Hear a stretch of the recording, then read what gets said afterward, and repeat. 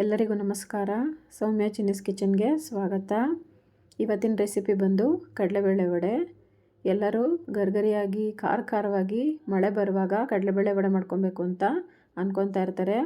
ಯಾವ ರೀತಿ ಮಾಡೋದು ಅಂತ ನೋಡೋಣ. ನಾನಿಲ್ಲಿ ಒಂದು ಬೌಲ್ಗೆ 1 ಲೋಟ ಕಡಲೆಬೇಳೆನ ತೊಗೊಂಡಿದ್ದೀನಿ. ಇಷ್ಟಾದರೆ ಸಾಕಾಗುತ್ತೆ, ಒಂದು 4 ಜನ ಆರಾಮಾಗಿ ತಿನ್ಬೋದು.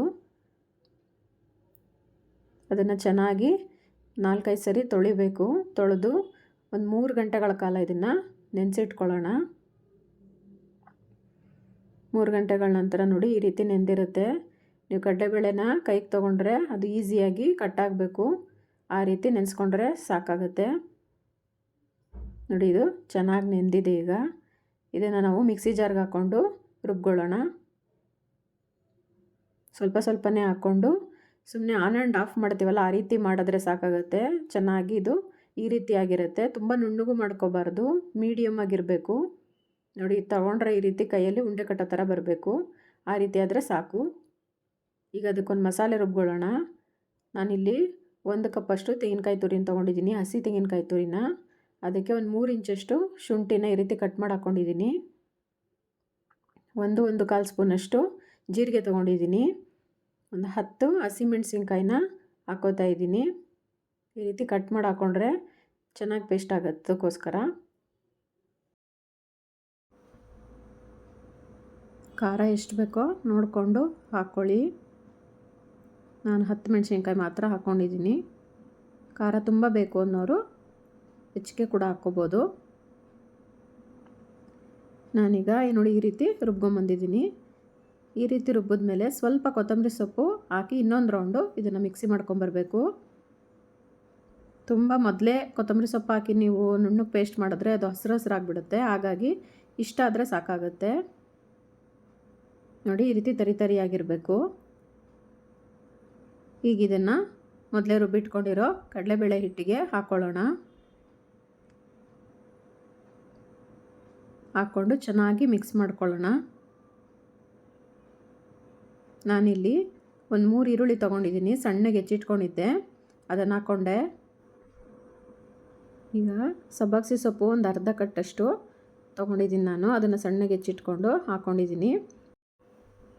1 ಕಪ್ಪು ಕೊತ್ತಂಬರಿ ಸೊಪ್ಪು ಹಾಕ್ಕೋತಾ ಇದ್ದೀನಿ. ಮತ್ತು ಕರಿಬೇವು, ಹಸಿ ಕರಿಬೇವನ್ನ ಸಣ್ಣಗೆ ಹೆಚ್ಚಿ ಹಾಕ್ಕೋಬೇಕು. ನಂತರ ರುಚಿಗೆ ಎಷ್ಟು ಬೇಕೋ ಅಷ್ಟು ಉಪ್ಪನ್ನು ಹಾಕ್ಕೊಂಡು ಚೆನ್ನಾಗಿ ಮಿಕ್ಸ್ ಮಾಡ್ಕೋಬೇಕು.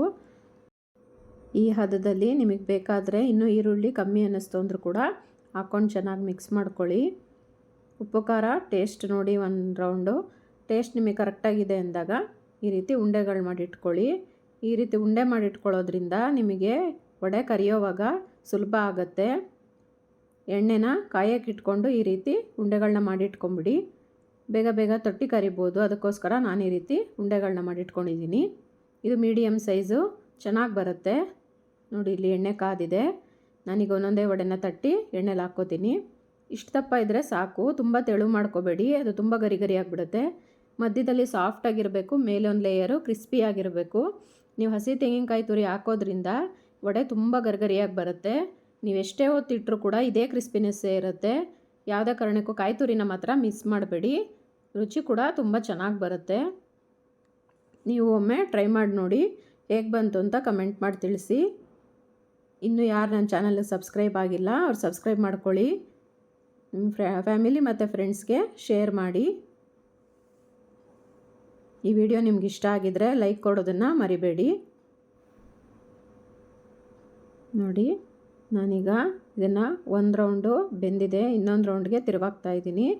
ಈ ರೀತಿ ಸ್ವಲ್ಪ ಕ್ರಿಸ್ಪಿನೆಸ್ ಬಂದಮೇಲೆ ಮತ್ತೊಂದು ಕಡೆಗೆ ಬೇಯೋದಕ್ಕೆ ತಿರುವು ಹಾಕಿ. ಒಂದು ಸಣ್ಣ ಉರಿಲಿ ಇದನ್ನು ನೀವು ಬೇಯಿಸಬೇಕು. ನೀವು ಏನಾದರೂ ಜಾಸ್ತಿ ಜೋರುರಿ ಮಾಡಿದ್ರೆ ಮೇಲೆ ಮಾತ್ರ ಅದು ಕ್ರಿಸ್ಪಿ ಬಂದಿರುತ್ತೆ, ಒಳಗಡೆ ಎಲ್ಲ ಬೆಂದೇ ಇರಲ್ಲ. ಹಾಗಾಗಿ ಮೀಡಿಯಮ್ ಫ್ಲೇಮ್ ಇಟ್ಕೊಂಡು ನೀವು ಇದನ್ನು ಫ್ರೈ ಮಾಡ್ಕೋಬೇಕಾಗತ್ತೆ. ನೋಡಿ ಇಷ್ಟು ಬಣ್ಣ ಬಂದರೆ ಸಾಕು. ನಾನೀಗ ಇದನ್ನು ತೆಗಿತೀನಿ. ಆಗಿದೆ ನೋಡಿ, ಎಷ್ಟು ಚೆನ್ನಾಗಿ ಕಲರ್ ಬಂದಿದೆ. ನೀವು ಕಾಯಿ ತುರಿ ಹಾಕೋದ್ರಿಂದ ಎಷ್ಟೇ ಒತ್ತಿಟ್ಟರೂ ಕೂಡ ಇದು ಸಾಫ್ಟ್ ಆಗಲ್ಲ, ಗರಿಯಾಗಿ ಹಾಗೇ ಇರುತ್ತೆ. ನೀವು ಒಂದು ಸರಿ ಟ್ರೈ ಮಾಡಿ.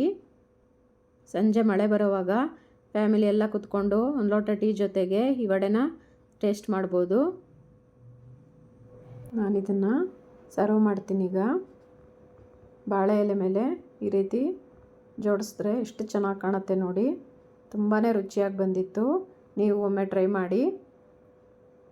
ಈ ವಿಡಿಯೋ ನೋಡಿದ್ದಕ್ಕೆ ನಿಮಗೆಲ್ಲ ಧನ್ಯವಾದಗಳು. ನಿಮ್ಮ ಪ್ರೀತಿ ವಿಶ್ವಾಸ ಹೀಗೆ ಸದಾ ಇರಲಿ.